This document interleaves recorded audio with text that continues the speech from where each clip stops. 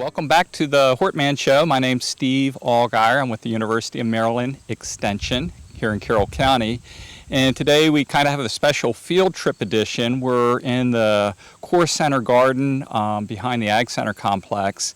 And we're going to talk a little bit about compost with Barbara Walker, a master gardener for, I don't know how long, Barbara. How long have you been a master gardener? I'd say about 5 years. 5 years, okay. I do the same thing. People ask me how old my dog is. I always say it's 5 years. I know it's probably 8 or 9, but in either case, Barbara is our resident compost guru. Barbara, what is compost? Well, compost is decomposed natural material, organic material, that can be made in your garden. It can be made commercially, it can be made at home, and it's very useful as a soil amendment.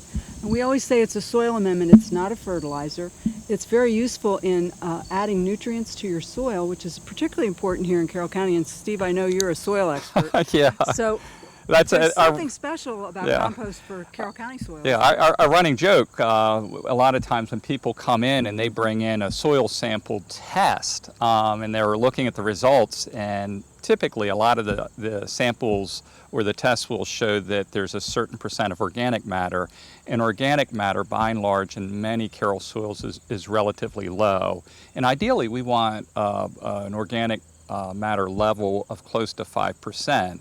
And in Carroll County, I think people are happy to see 1%. A lot of times it's lower.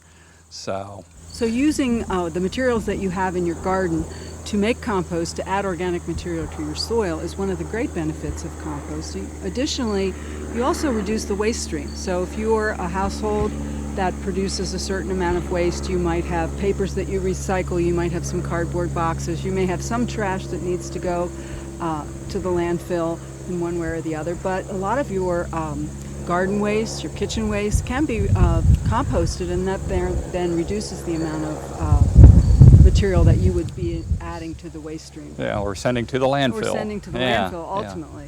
Yeah. Now, we're kind of in the cusp of fall right now. It doesn't feel like it to me. I'm standing in the sun in shorts. Yeah, it's a great day. But you can see the trees around here are starting to express their colors. Is fall a good time to start a compost pile? I mean, that's... Well, surprisingly it is, and typically you think of any kind of a gardening endeavor, you think, well, spring is the best time to do that because everything's new and growing. But one advantage of fall is there's a lot of material available to use in a compost pile.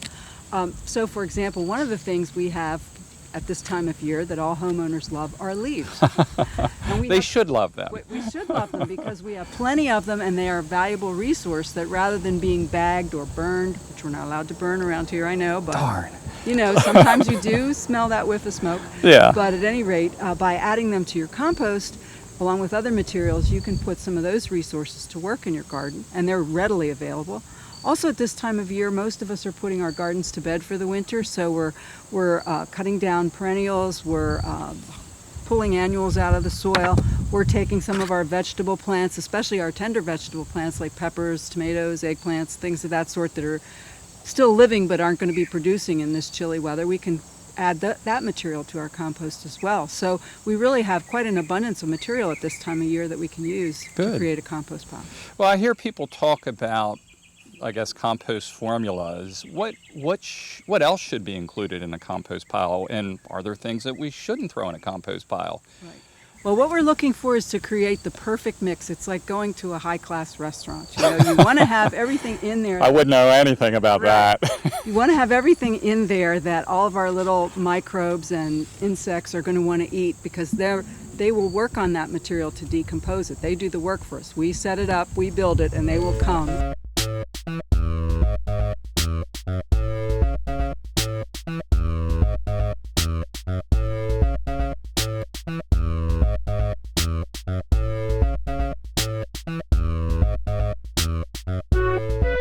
So I guess in a sense, they're vegetarian friends that we have, and they would prefer to have a vegetable diet. So, and any other problems associated with adding meats and dairy and fats to a compost pile? Any? Yes, Steve, there are actually. And one thing is they don't decompose as well, and breads, for example, tend to get moldy. Meats might get rancid. So you get when you think of mold and rancid meat, you know, maybe isn't the best smelling thing, so it might be less than fragrant, shall we say. Yeah. Also, some of our four-legged friends love to feast on meat. That's the thing I always get calls about. Something's invading my compost And pile. a lot of times this time of year, it could be a skunk, which you certainly don't want in your yard. It could be raccoons, possums. You don't like skunks. I think they're fascinating. I enjoy observing them from afar. Yeah, but no, I can understand what you're saying. So Even the neighborhood dogs and cats can be attracted to those kinds of things. So we try to keep it free from those materials. got it. Okay. Well, so you got all these inputs you told us about, the browns and the greens, obviously the carbons and the nitrogens. I go into the hardware stores and garden centers and I see these bags of compost starters. Do we need to kickstart a compost pile with something like that? What are your... We really don't. If we have the appropriate mix of the materials that we've just discussed, our microbes and insects are going to come to that, and they're going to feast on it, and they'll do the work for us. They don't really need any kind of a starter at all.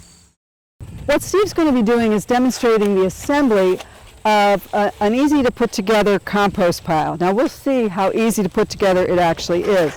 But this is, as I mentioned, a inexpensive purchased piece of plastic material, which does have a number of air holes in it, and it will also have a fastener which will enable him to create a circle. I think the fastener may have fallen out. But, Well, that would be very sad. well, we could probably improvise a little bit.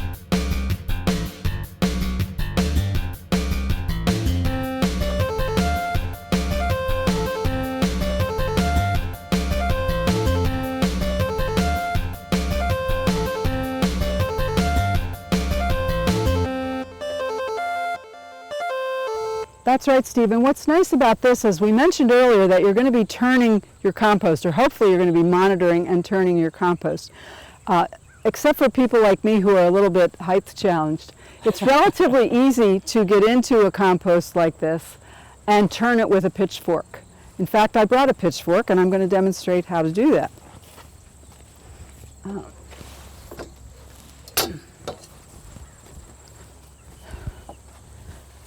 So it's easy enough, theoretically, to stand here, and if you see, even at my height, I can reach all the way to the bottom of that. And this material should be loose, it should be leaves and vegetables, and you should be able to turn that and not hit yourself in the head.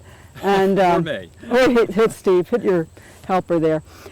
The other thing you can do with a pile like this is, once it gets to a finished or near finished state, you can completely and easily remove this outer circle, and then you're left being able to access your compost relatively easily. And then start another compost You pile. can remove this and in. start another one. That's correct.